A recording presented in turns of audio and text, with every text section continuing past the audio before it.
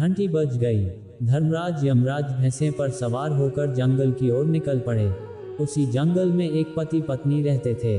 पति का नाम सत्यवान और पत्नी का नाम सावित्री था। सत्यवान जंगल में पेड़ के नीचे बैठकर लकड़ी काट रहे थे। तभी यमराज ने भैंसे से उतरकर एक सांप का रूप धारण किया और धीरे धीरे सत्यवान के पास जाकर उनके पैर में काट लिया। सत्यवान तत्काल बेहोश होकर गिर पड़े। सावित्री को समझ आ गया कि यह उनके पति की मृत्यु का समय है। वह तुरंत भागकर अपने पति के पास पहुंची, उन्हें गोद में उठाकर सिर अपनी गोद में रख लिया। आंचल से पोंछने लगी, परंतु सत्यवान सांप के काटने से प्राण छोड़ने लगे। सावित्री रोते हुए अपने पति की छाती पर सिर रखकर बैठ गईं। उन्होंने सोचा, यदि यमराज प्राण लेने आएंगे तो मैं अपने पति का हाथ नहीं छोड़ूंगी। जब कोई सती, पतिव्रता और चरित्रवान नारी अपने पति या पुत्र का हाथ पकड़े रहती है, तो यमराज भी उसके पति या पुत्र का प्राण नहीं ले पाते। इसी बीच यमराज वहां प्रकट हुए और बोले, सावित्री, अपने पति की चिंता छोड़ दो, मैं उनके प्राण लेने आया हूँ। सावित्री फोल्डेड हैंड्स होकर बोली, महाराज, मेरे प्राण ले लीजिए, पर मेरे पति को छोड़ दीजिए। यदि मैं मर जाऊंगी तो मेरे पति दूसरा विवाह कर लेंगे, लेकिन यदि पति मर गए तो मैं विधवा कहलाऊंगी और संसार मुझे तिरस्कार से देखेगा। विधवा का जीवन बहुत कठिन होता है महाराज। सावित्री ने देवी देवताओं को पुकारा, हे दुर्गा माई, हे छठी मैया, हे हनुमान जी, मेरे पति को बचा लो, उनका सिंदूर मत मिटने दो। यमराज बोले, सावित्री, तुम्हारे पति अब विधवा बना देंगे तुम्हें, उनके प्राण अब मुझे ले नहीं होंगे। सावित्री ने दृढ़ स्वर में कहा, महाराज, यदि मेरे पति की मृत्यु निश्चित है तो मुझे भी उनके साथ ले चलिए। नरक या स्वर्ग, जहां भी ले जाएं, बिना पति के मैं धरती पर कैसे जीवित रहूंगी।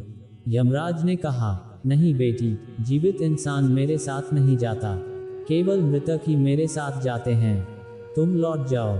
सावित्री ने पुनः निवेदन किया, महाराज, आप मेरे पति को जीवित छोड़ दीजिए। आज की तपस्या और मेरे पतिव्रत की शक्ति से मैं यही वर मानती हूँ।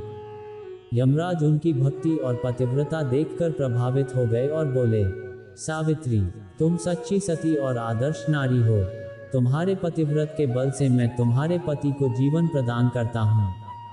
और इस प्रकार सत्यवान पुनः जीवित हो उठे। सावित्री के पतिव्रत, साहस और सच्ची नारी शक्ति ने यमराज को भी झुका दिया।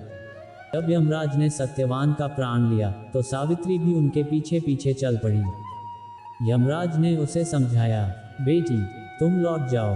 सावित्री बोली, महाराज, मैं लौटकर क्या करूंगी? जब आप मेरे पति को ही ले जा रहे हैं तो मैं विधवा होकर किस सम्मान के साथ जीवित रहूंगी। मैं वहीं चलूंगी जहां आप मेरे पति को ले जा रहे हैं। यमराज ने कहा, ठीक है, एक वरदान मांग लो। सावित्री बोली, मेरे सास ससुर अंधे हैं, कृपा कर उनका नेत्र ज्योति लौटाए। यमराज ने वरदान दे दिया, तुम्हारे सास ससुर की आंखें ठीक हो जाएंगी।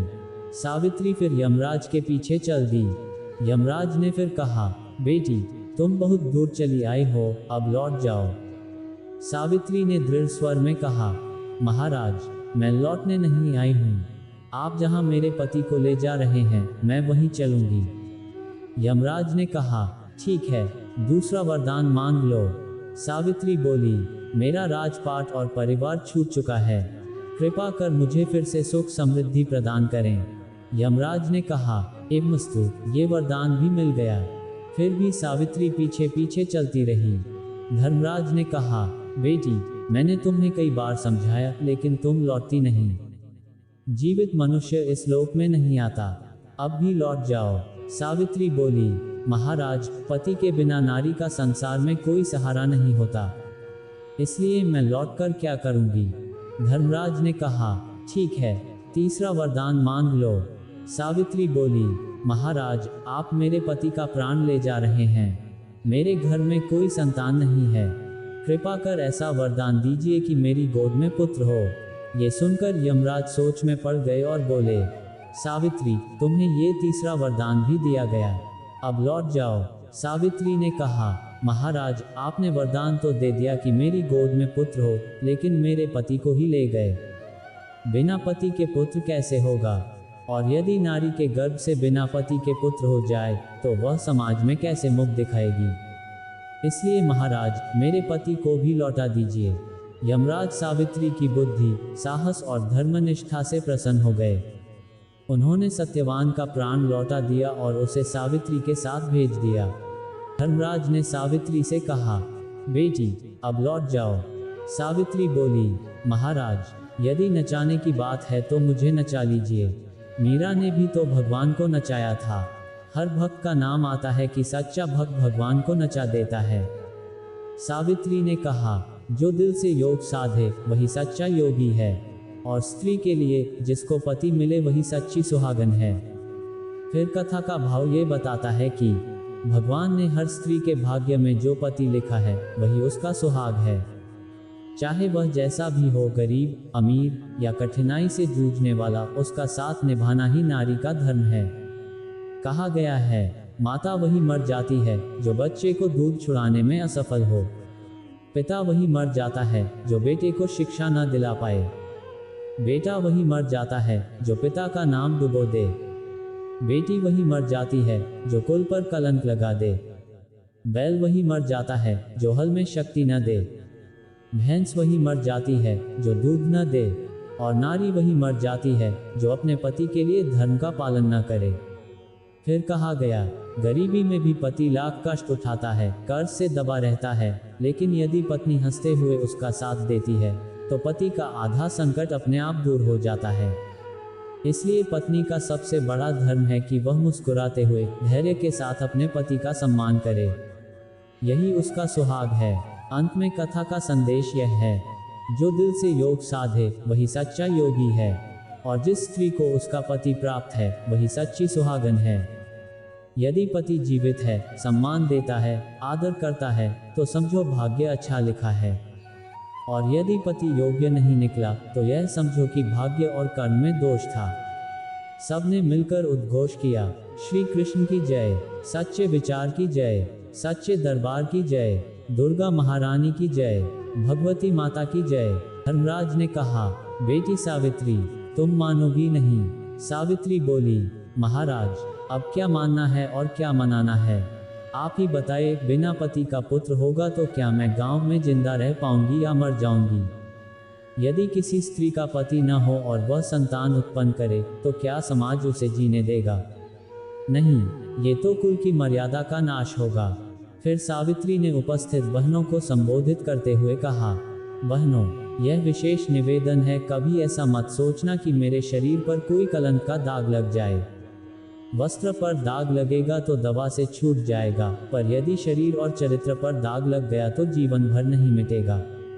याद रखो, साबुन से, शैम्पू से, पाउडर से ऊपर की मैल तो साफ हो जाएगी, लेकिन भीतर की मैल तभी धुलेगी जब नारी मन से यह ठान ले कि पति के सिवा उसका कोई नहीं। चाहे पति जैसा भी हो, सांवला या गोरा, गरीब या अमीर, नारी का सुहाग वही है। संदेश यही है कि पति का आदर करो, पति की बड़ाई करो। यही नारी जीवन की सबसे महान कथा है। फिर सावित्री ने धर्मराज से कहा, महाराज, आप बताए मेरा पुत्र कैसे होगा। धर्मराज बोले, बेटी, एक बात सुन लो, मैं तुम्हारे चरण पकड़कर क्षमा मांगता हूँ। आज तक कोई मृतक जीवित नहीं हुआ। सावित्री बोली, महाराज, यदि मेरा पति जीवित न होगा तो बताए, पतिव्रता स्त्री बिना पति के पुत्र कैसे प्राप्त करेगी। आपने स्वयं ही तो वरदान दिया है कि मेरी गोद में पुत्र होगा। यदि पति जीवित न हुआ तो यह वरदान व्यर्थ हो जाएगा। धर्मराज निरुत्तर हो गए। उन्होंने कहा, बेटी, तुम्हारी बात में बल है, मेरी बात में दम नहीं। यदि तुम्हारा पति जीवित हो गया तो मेरा नाक कट जाएगा। सावित्री ने उत्तर दिया, महाराज, यदि मेरे पति जीवित न होंगे तो मेरा नाक कटेगा, और यदि पति जीवित होकर पुत्र होगा तो मेरी मर्यादा बचेगी। इसलिए आप ही निर्णय कीजिए। धर्मराज ने स्वीकार किया, बेटी, मैंने भूलवश यह वरदान दे दिया, लेकिन अब इसे वापस नहीं ले सकता। तुम्हारे पतिव्रत बल के सामने मैं हार गया। सच है, सती नारी के सत्य बल से भगवान भी हार जाते हैं। सभा में सबने कहा, हाँ, भगवान भक्त से हारते हैं, भक्त भगवान से नहीं हारता। फिर कथा का भाव ये हुआ कि नारी अबला नहीं है, वही बेटी है, वही पत्नी है, वही माँ है, वही दादी नानी है, वही दुर्गा काली का रूप है। जब नारी अपने धर्म और साहस के बल पर खड़ी होती है तो बड़े बड़े पुरुष भी थरथरा जाते हैं। अंत में धर्मराज ने सावित्री से कहा, बेटी आओ, तुम्हारा पति आज से जीवित होगा, पर यह भी बताओ स्त्रियां विधवा क्यों होती हैं और कौन सा उपाय करें कि वे विधवा न हों।